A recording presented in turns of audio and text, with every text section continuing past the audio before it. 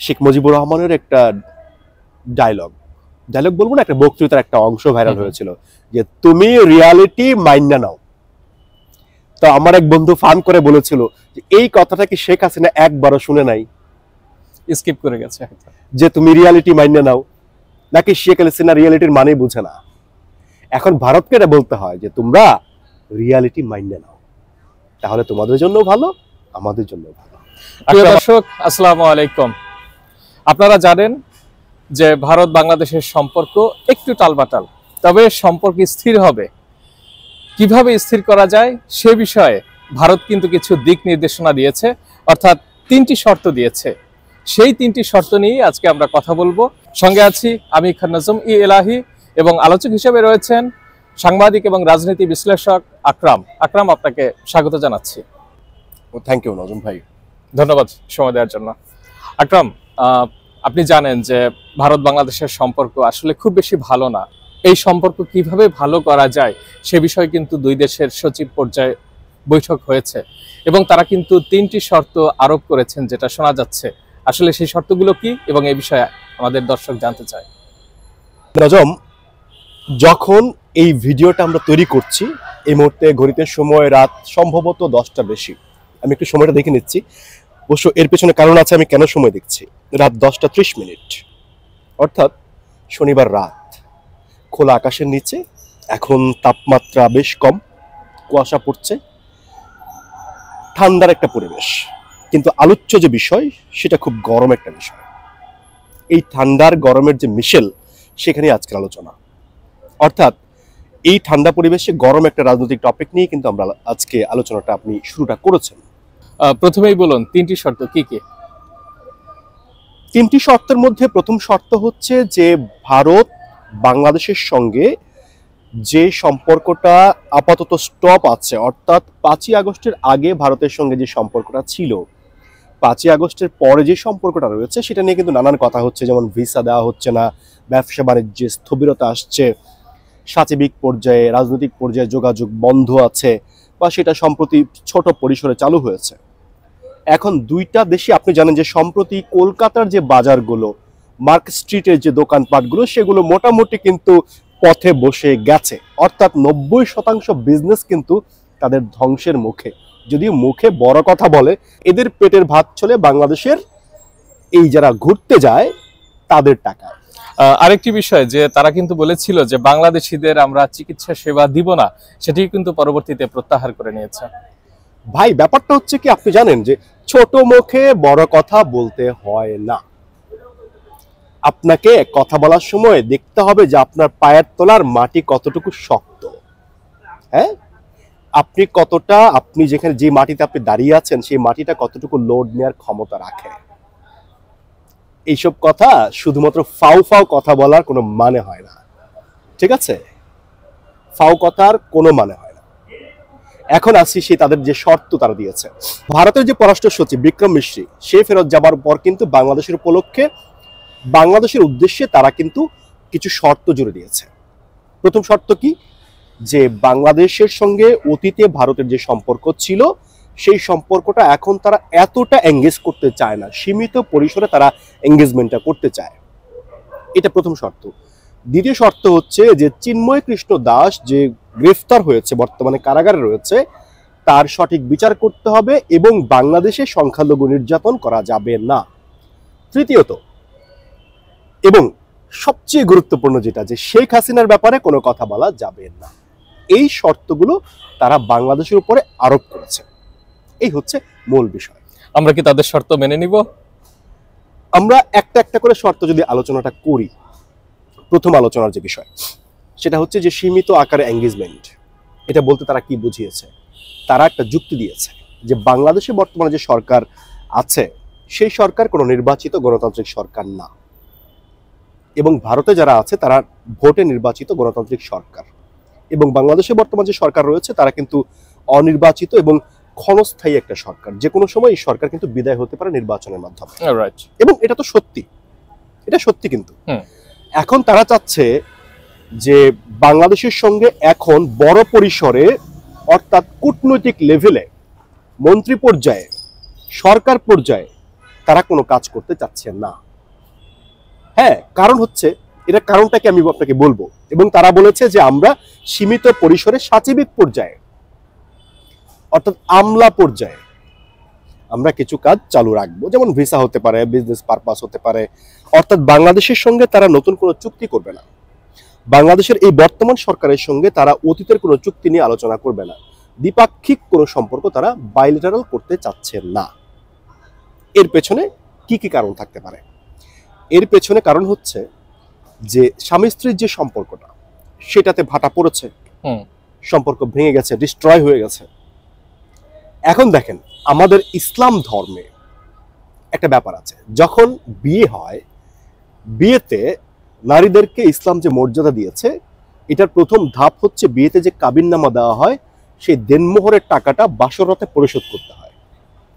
কিন্তু আমাদের দেশে আমরা ইসলাম মানি, কিন্তু বড় একটা অংশ অর্থনৈতিক অভাবের কারণে সেই দেনমোহরের টাকাটা ওই বাসরাতে কিন্তু পরিশোধ করতে পারে না, সময় নিয়ে নেয়, ক্ষমা চেয়ে নেয়, যার এক একজনের কাছে এক একটা হিস্ট্রি। তবে যাদের সামর্থ্য আছে তারা কিন্তু পরিশোধ করা উচিত, এটা ইসলামের বিধান। এখন দেখেন, যারা এই ইসলামের বিধানটা মানে না বা সামর্থ্যের মধ্যে থাকে না, একটা সময় গিয়ে পরে অভ্যাস যখন হয়ে যায়, বাচ্চা কাচ্চা হয়ে যায়, একসময় বুড়া হয়ে যায়, তারপর এটার প্রতি আর কারো খোঁজ খবর থাকে না। গত 15 বছরে আওয়ামী লীগের সঙ্গে নরেন্দ্র মোদী সরকারের সম্পর্কটা ওই পর্যায়েরই ছিল, অর্থাৎ স্বামী স্ত্রীর সম্পর্ক ভালো যাচ্ছে, বাচ্চা কাচ্চা উৎপাদনও হচ্ছে, কিন্তু এই যে দেনমোহরের টাকাটার এটা পরিশোধ হয়নি, এবং তারা এটা ভুলেই গেছে যে দেনমোহর পরিশোধ করতে হয়। এখন কি হয়েছে, সম্পর্ক ভেঙে গেছে, উল্টা সেই স্ত্রী বা স্ত্রী পক্ষ দেনমোহরের টাকা দাবি করছে। তাহলে কি হলো, একটার উপর আরেকটা জ্বালা। আপনি বুঝতে পারছেন? আমি যদি আরেকটু সহজ করে বলি, একটা গাভী আপনার কাছে ছিল, সেই গাভীটাকে আপনি ঘাস টাস কোনো কিছু দেওয়ার দরকার পড়তো না, প্রতিদিন 5 লিটার করে দুধ দিত এবং সে কোনো আপত্তিও করতো না। এখন কি হয়েছে, এই গাভীটা দুধ দেওয়া বন্ধ করে দিয়েছে, দুধ দহন করতে গেলে চাপার মধ্যে লাত্তি মারছে, হয়তো লাত্তি খেয়ে 2-3টা দাঁতও ভেঙে গেছে, আবার ওই গাভীটা দড়ি ছিঁড়ে গেছে, এখন না পারছে গাভীটাকে ধরতে, না পারছে দুধ দহন করতে। ভারতের অবস্থাটা হয়েছে এরকম। তারা কি করবে এখন? এক হচ্ছে, তারা যে অসম চুক্তিগুলো অতীতে করেছিল, সেই চুক্তিগুলো অনেকগুলোই এখন আলোর মুখ আর দেখবেন না। আপনারা অনেক কথাই কিন্তু ওই সময় আসলে বলা যায়নি। ভারতের সঙ্গে বাংলাদেশের অনেকগুলো চুক্তি কিন্তু প্রকাশ হয়নি, বা কোনো পরিসংখ্যান করা হয়নি, বা জনমত যাচাই করা হয়নি। ভারত যেভাবে চেয়েছে সেভাবেই কিন্তু তৎকালীন সরকার কিন্তু এগুলো দিয়েছে। সব থেকে বড় কথা হচ্ছে, যখন দুই দেশের মধ্যে একটা চুক্তি হয়, সেই চুক্তির বিষয়টা জনগণ জানতে পাবে, মিডিয়াতে আসবে, সেই প্রকাশটা তারা করেনি। এখানে টেকনিক্যাল কিছু ব্যাপারের কারণে অনেক কিছু হয়তো প্রকাশ করা হয় না, প্রচার করা হয় না, এগুলো বাদ দেন আপনি। কিন্তু জনমত যাচাই, আমার স্বার্থ যাচাই, এগুলো তো লাগবে। আমার জনগণ যদি প্রশ্ন তো তুলতে পারে, দেশটা তো গণতান্ত্রিক।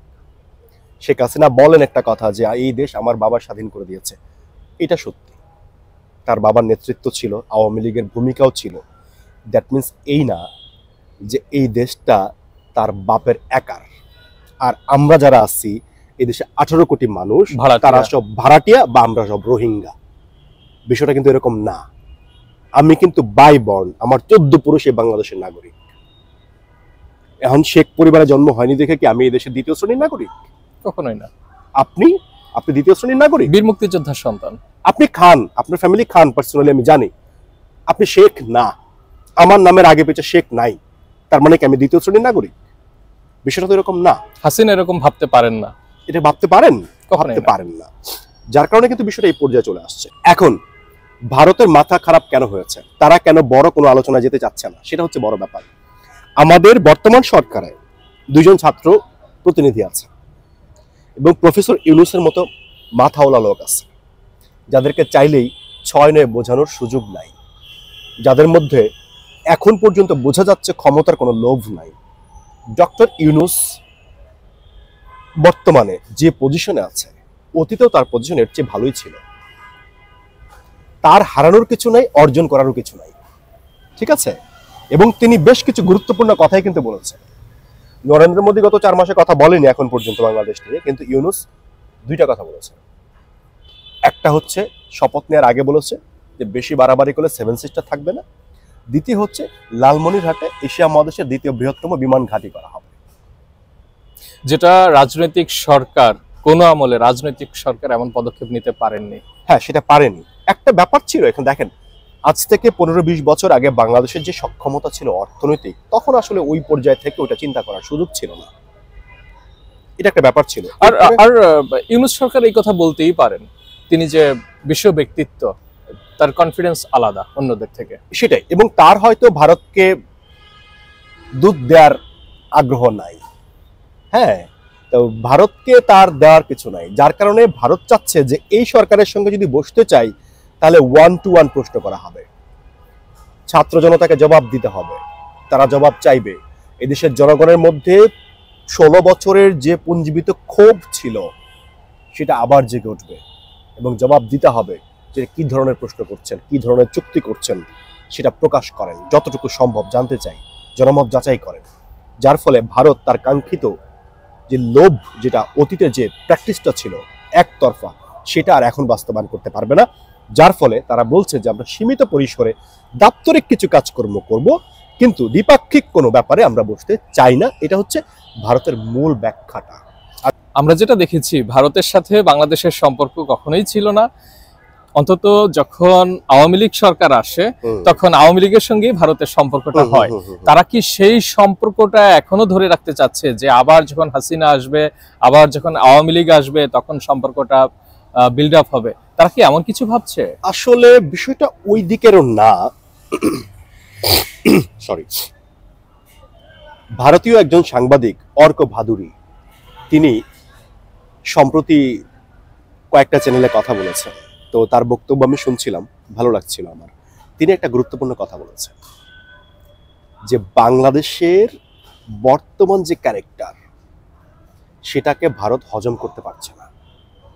অর্থাৎ গত 16 বছরে ভারত যেভাবে পেয়েছে, ভারতের যে অভ্যাসের জায়গায় বদভ্যাস তৈরি হয়েছিল, সেটা এখন তারা চেঞ্জ করতে পারছে না। অর্থাৎ বাংলাদেশের মতো একটা দেশ প্রশ্ন তুলবে কেন? তাদের ব্যাপারটা হচ্ছে এরকম, তোরা কোনো প্রশ্ন তুলতে পারবি না। অর্থাৎ একটু আগে যেটা বলছিলাম যে হাসিনা বাকিদেরকে যেমন দ্বিতীয় শ্রেণীর নাগরিক মনে করে, ভারত আমাদেরকে তার চেয়ে নিচের কিছু মনে করে, বাংলাদেশকে, অর্থাৎ বাংলাদেশের সরকারকে। যেটা ভারতের দোষ না, আসলে আমাদের সরকারই এভাবে দিয়েছে। এবং আমরা যেভাবে পররাষ্ট্রনীতি এতটা নতজানু ছিল, সেখানে তারা এটা ভাবতেই পারে, কারণ আমরা তো কখনোই তাদেরকে কঠিন করে কথা বলিনি। যার কারণে কিন্তু ভারত এই শর্ত জুড়ে দিয়েছে। এটা হচ্ছে মূল বিষয়। আচ্ছা, সাম্প্রতিক সময় আমরা একটা বিষয় লক্ষ্য করেছি, আমরা দেখেছি, যেটা নিয়ে অনেক উত্তাল ছিল বাংলাদেশ এবং ভারত।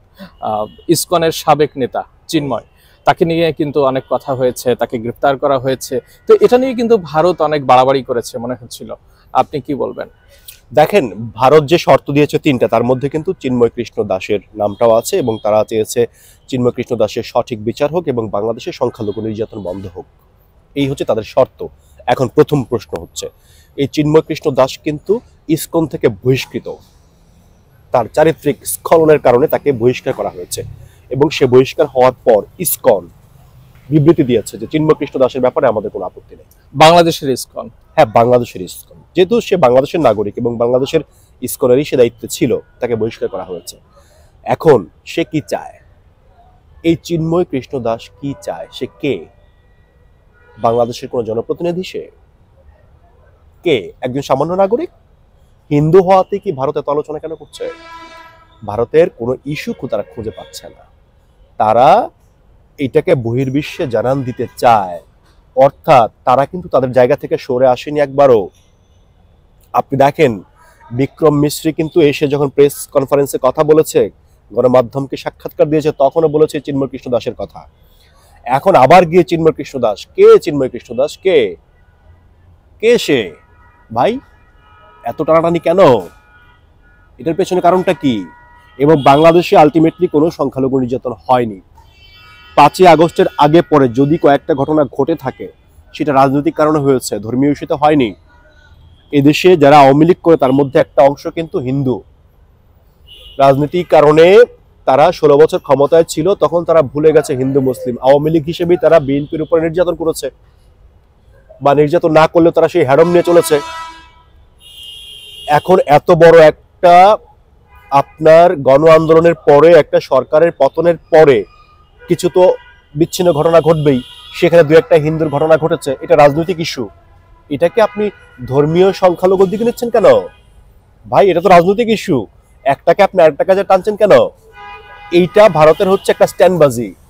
চিন্ময় কৃষ্ণ দাসের বিচার কেমন হবে না হবে সেটা তো আমাদের আদালত দেখবে, আমাদের আদালত ঠিক করবে। বাংলাদেশ একটা স্বাধীন সার্বভৌম দেশ, আমাদের বিচার ব্যবস্থা আছে নিজস্ব। যদি কোনো কারণে বিচার পছন্দ না হয়, চিন্ময় কৃষ্ণ দাস আপিল করতে পারে, আন্তর্জাতিক আদালতে যেতে পারে। ভারত কি আন্তর্জাতিক আদালত? তারা ঠিক করবে আমাদের দেশের বিচার কেমন হবে। এটা কেমন কথা ভাই? এটা তো আপনি করতে পারেন না। আর এই দেশে সংখ্যালঘু কোনো নির্যাতন নাই, প্রতিদিন বিভিন্ন জায়গায় আপনি যান দেখেন, বাংলাদেশের সব হিন্দুরা বলতেছে না আমরা সব ঠিক আছে, আমরা ভালো আছি ভাই। তারপরে তারা কোথায় পায় এগুলো? কলকাতায় আমাদের যখন বাংলাদেশে কিছু টুরিস্ট গিয়েছে, যারা এখনো আছে, তাদেরকে সাংবাদিকরা ধরে ধরে বলতেছে এটা বলেন বলেন, এই হবে এই হবে তেন হবে হ্যান হবে তেন হবে, এগুলো তো মিডিয়া আসতেছে। এরা জোর করে বাংলাদেশের সংখ্যালঘু নির্যাতন হচ্ছে এই মর্মে তারা একটা প্রোপাগান্ডা তৈরি করতে চায়, স্টাবলিশ করতে চাচ্ছে তারা। এবং আমি সম্প্রতি দেখলাম বিভিন্ন চ্যানেল তাদেরকে ধরে ধরে আপনার বাড়ি কোথায় বলে বাংলাদেশে, কলকাতা দখল করতে আসছেন। ফাইজলামি নাকি এগুলো? ফাইজলামি। এটা হচ্ছে কিছু হিন্দু তারা বাংলাদেশ থেকে ভারতে গিয়েছে সুযোগ নেয়ার জন্য, যে আমরা এখানে থাকতে চাই, এখানে বসবাস করতে চাই, এখানে হয়তো তাদের আর্থসামাজিক অবস্থা খারাপ, এমনটি হতে পারে, বা জমি জমা টাকা পয়সা নেই, ব্যবসা বাণিজ্য নেই, এমন হতেই পারে, তো তারা ওখানে গিয়ে বসবাস করতে চায়। এরকম অনেক হিন্দুই বিভিন্ন সময় চেয়েছে। শুনেন, যে যায় সে তার কারণটা জানে। আপনি যেটা বললেন, এই কলকাতা, পশ্চিমবঙ্গ আর ভারতের পার ক্যাপিটা ইনকাম, আমাদের পার ক্যাপিটা ইনকাম, এটা দেখতে হবে আপনাকে। ভারতের জীবনযাত্রা আমাদের জীবনযাত্রা দেখতে হবে। বাংলাদেশে যে সুযোগ সুবিধা আছে, দুনিয়ার কোথাও এই সুযোগ সুবিধা নাই, পৃথিবীর কোথাও মাগনা ভাত নাই ভাই। ব্যাপার হচ্ছে তারা মহাশূন্যে রকেট পাঠায়, কিন্তু বাসাবাড়িতে টয়লেটটা ঠিক মতো নির্মাণ করে না। আরে এদের কথা যদি আমি আপনাকে বলি, তাহলে তো অনেকে বলতে পারো যে আমি হিন্দু বিদ্বেষী। ব্যাপারটা ভাই এরকম না। এদের কুকীর্তি কি পরিমাণ! এদের টয়লেট নাই তো নাই ভাই। এদের মধ্যে পৃথিবীর সবচেয়ে বেশি কুসংস্কারের দেশ হচ্ছে এই ভারত। জঘন্য লেভেলের কুসংস্কার এদের দেশে, বুঝতে পেরেছেন? এই হচ্ছে ভারত। এখন এরা চিন্ময় কৃষ্ণ দাস বলেন আর হিন্দু বলেন সংখ্যালঘু বলেন, এগুলো আদরের স্টেনবাজি ছাড়া আর কিছুই না। শেখ হাসিনার ব্যাপারে কোনো কথা বলা যাবে না, এটা কেমন শর্তে এবং কেন? আমরা যে আমাদের দেশে এত গণহত্যা চালালো, এত মানুষকে জুলুম অত্যাচার করলো, আমাদের ভোটের অধিকার কেড়ে নিল, তার ব্যাপারে আমরা কেন কথা বলবো না? আচ্ছা, আমি একটা কথা বলি, বাংলাদেশ কার বিষয়ে কথা বলবে কি বলবে না, এটা কি ভারত ঠিক করে দেবে? সে তো ঠিক করে দেওয়ার কেউ না ভাই। শেখ হাসিনার প্রতি নরেন্দ্র মোদী সরকারের তো একটা সফট কর্নার আছে, কারণ সুবিধা নিয়েছে। এখন তারা কি বলছে দেখেন, তারা বলছে তাদের যুক্তিটা যে শেখ হাসিনা বাংলাদেশের রাজনৈতিক আশ্রয়ে আসেনি। শেখ হাসিনা, এই যে আমি আপনাকে এর আগের ভিডিওতে বলছিলাম যে শেখ হাসিনার স্ট্যাটাসটা কি, আসলে শেখ হাসিনা যে ভারতে বসবাস করছে তার স্ট্যাটাস কি। এখন তারা বলেছে, তারা কিন্তু ক্লিয়ার করেনি, তারা বলেছে যে শেখ হাসিনা ভারতে কোনো রাজনৈতিক আশ্রয়েও নাই এবং শেখ হাসিনা ভারতে গৃহবন্দী হিসেবেও নাই। যেহেতু সে রাজনৈতিক আশ্রয়ে নাই এবং গৃহবন্দী হিসেবেও নাই, সেহেতু সে তার জীবনযাত্রায় এবং তার কর্মকাণ্ড দিয়ে সে যদি তার রাজনৈতিক নেতা কর্মীদের সঙ্গে যোগাযোগ করে, সেই ক্ষেত্রে আমাদের কিছু বলার নাই। অর্থাৎ আমাদের সরকার যে বিক্রম মিস্ত্রিকে বলে দিয়েছিল যে শেখ হাসিনাকে জানিয়ে দিয়েন যে সরকার এটা পছন্দ করছে না, তারা সেটাকে না জানিয়ে, তারা সেই দিকে না গিয়ে উল্টা তারা বলেছে যে শেখ হাসিনার ব্যাপারে কোনো কথা বলা যাবে না। অর্থাৎ শেখ হাসিনাকে তারা বল বানিয়ে, ফুটবল বানিয়ে বাংলাদেশের সঙ্গে খেলতে চাচ্ছে।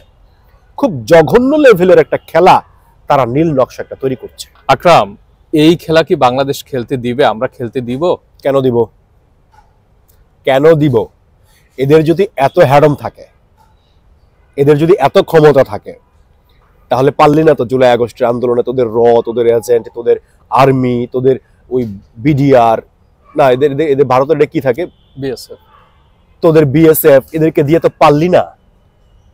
এরা এখন বলতে হয়, আপনার কাছে মনে হতে পারে যে রাজনৈতিক আলোচনার মধ্যে অন্য কিছু নিয়ে আসছে কেন। এরা পাকিস্তানকে হারায় ব্যাপকভাবে কোথায়? সিনেমায়। এরা চীনকে ধরাশায়ী করে দেয় কোথায়? সিনেমায়। এদের অক্ষয় কুমার, এদের সুনীল শেট্টি, শাহরুখ খান, এদের শাহরুখ খান, এদের তারপরে কি আছে আমির খান, আমির খান এই ধরনের সিনেমা করেছে কিনা আমি জানি না। এদের কঙ্গনা রানাওত, তারপর অমিতাভ বচ্চনের ছেলের নাম কি? অভিষেক বচ্চন। এর মতো পাপ্পু পাকিস্তান থেকে গিয়ে অপরাধী ধরে নিয়ে চলে আসে ইন্ডিয়াতে। এটা কেবল সিনেমাতেই সম্ভব। হ্যাঁ, সিনেমাতেই সম্ভব। এরা কি বলে? বাংলাদেশের স্বাধীনতায় তারা সাহায্য করেছে, তাই তো মানলাম, বাংলাদেশের স্বাধীনতায় ভারত সহযোগিতা করেছে। আওয়ামী লীগ এটাকে একটা মালা বানিয়ে তসবি বানিয়ে জপতেই থাকে, বন্ধুর নাম জপতেই থাকে। স্বাধীনতার 50 বছর পরে জুলাই আগস্টের ঘটনার আগে শুরুটা হয়েছিল কি নিয়ে? কোটা নিয়ে। যে দেশের জনগণ এখন মুক্তিযোদ্ধার নাতি নাতনিকে কোটা দিতে চাচ্ছে না, সেই 50 বছর আগে তারা সহযোগিতা করেছিল। সেটার জন্য কি আমি তারে আমার কিডনি ফুসফুস সব দিয়ে দিব? দিবেন তো। দেশের জনগণ তো চাচ্ছে না মুক্তিযোদ্ধাদের আর কোনো বাড়তি সুবিধা দিতে, তাহলে এদেরকে দিব কেন ভাই? এরা কি কম নিয়েছে লুট করে? সেসব কথা বলতে গেলে তো অনেক ঘটনা বলতে হয়। ভারতে যে বাংলাদেশকে স্বাধীনতার জন্য হেল্প করেছে ভাই, এটা নিয়ে বলতে গেলে কয়েকটা পর্ব লাগবে। এটা আপনি যদি সংক্ষেপে বলেন যে আসলে পূর্ব পাকিস্তান থেকে পশ্চিম পাকিস্তানকে আলাদা করা ভারতের প্রধান উদ্দেশ্য ছিল। হ্যাঁ, আমরা শোষিত হয়েছি, আমাদের স্বাধীনতা প্রয়োজন ছিল, কিন্তু আমাদের প্রয়োজন দেখে কিন্তু তারা আমাদেরকে সহযোগিতা করেনি, তাদের প্রয়োজন থেকে আমাদেরকে সহযোগিতা করেছে। তো এখন সহযোগিতা করেছে, ভেরি গুড। এই সম্প্রতি একটা ফানি ভিডিও আসছে আমার সামনে। এক ভিক্ষুক আসছে ভিক্ষা নেওয়ার জন্য, তো 10 টাকা দিয়েছে। তো বললো যে 10 টাকা হবে না। যে কেন হবে না? বলছে আরে টাকা কামাইতে কষ্ট লাগে না। কয় বেটা টাকা কি মাগনা দেশ? কয় কেন মাগনা দিই না? মাগনা তো দিলাম। কয় তোর লেগে আমি দোয়া করি না? ভিক্ষাকে মাগনা দেশ? তোর জন্য তো দোয়া করি। আরে ভাই, এরাও কি এই খেলা খেলতে যাচ্ছে নাকি? হ্যাঁ, আমাদের বাংলাদেশ উপহার দিয়েছে, এখন তো যা খুশি তাই করবে।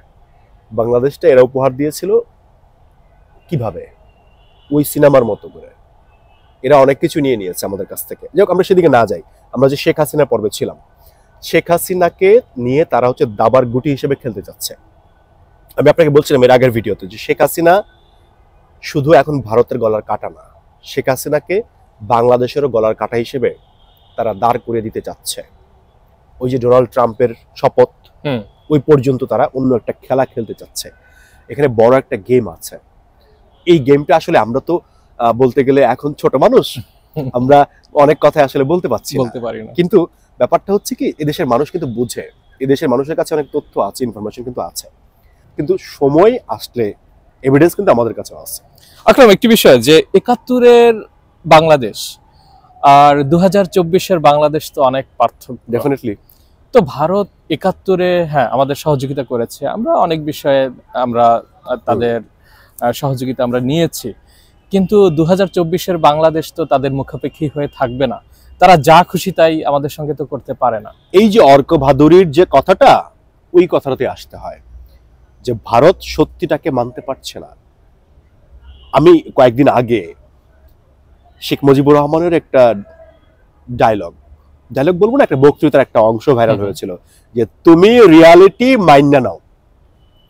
তো আমার এক বন্ধু ফান করে বলেছিল যে এই কথাটা কি শেখ হাসিনা একবারও শুনে নাই, স্কিপ করে গেছে, যে তুমি রিয়ালিটি মাইন্ড নাও, নাকি শেখ হাসিনা রিয়ালিটির মানে বুঝে না? এখন ভারতকে এটা বলতে হয় যে তোমরা রিয়ালিটি মাইন্ড নাও, তাহলে তোমাদের জন্য ভালো, আমাদের জন্য ভালো। আকরাম, আপনি আমাদের সময় দিয়েছেন, অনেক ধন্যবাদ জানাচ্ছি। আপনাকেও ধন্যবাদ। প্রিয় দর্শক, ভারতের সাথে বাংলাদেশের সুষ্ঠু স্বাভাবিক সম্পর্ক হোক, এটাই আমরা চাই, কিন্তু তাদের কোনো শর্ত আমরা মেনে নিতে চাই না। কি বলবেন আপনারা? ভালো থাকবেন সবাই। আসসালামু আলাইকুম।